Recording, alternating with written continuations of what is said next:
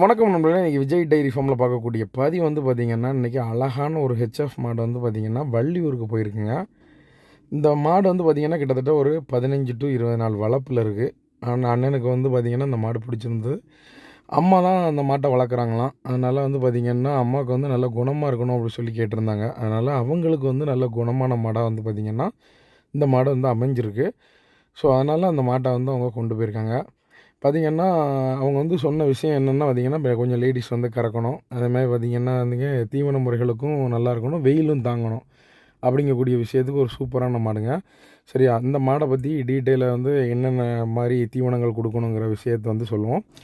மாடுகள் வந்து பெரும்பாலும் வந்து பார்த்திங்கன்னா ஒரு 20 நாள் 15 நாள் பிடிக்கக்கூடிய டைமிங் வந்ததுன்னா பெரும்பாலும் நம்ம என்ன கொடுக்கலான்னு பார்த்திங்கன்னா, தண்ணி நம்ம தீவன தண்ணி வைக்கக்கூடிய இதில் வந்து பார்த்திங்கன்னா பருத்தி விதையை வந்து அரைச்சி கொடுக்கலாம் தண்ணி கூட.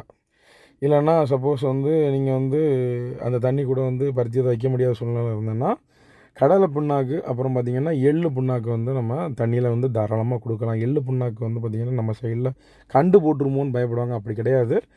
எள்ளு புண்ணாக்கு தாராளமாக நீங்கள் தண்ணி கூட கொடுக்கலாம் ஒரு 20 நாள் ஈன்றதுக்கு வரும்போது. கடலை புண்ணாக்கு வந்து பார்த்திங்கன்னா 1 மந்த்லேருந்தே 1 மாதம் இருக்கும்போதே வந்து நீங்கள் ஸ்டார்ட் பண்ணிடலாம். அப்புறம் வந்து பார்த்திங்கன்னா பருத்தி விதையை தண்ணி கூட அரைச்சி கொடுத்தா நல்லாயிருக்கும், நல்லா மடி வைக்கும்.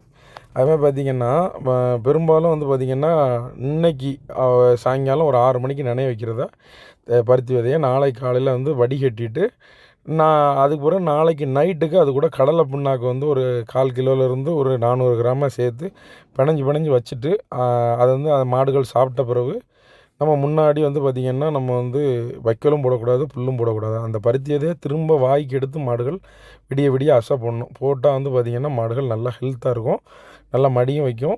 கடல புண்ணாக்குகள் சரி பருத்தியதையும் சேர்க்கும்போது நல்லா மடி பண்ணும் மாட்டை பொறுத்தவரையில். இந்த மாதிரி மாடுகள் வேணும்னா கால் பண்ணுங்கள்.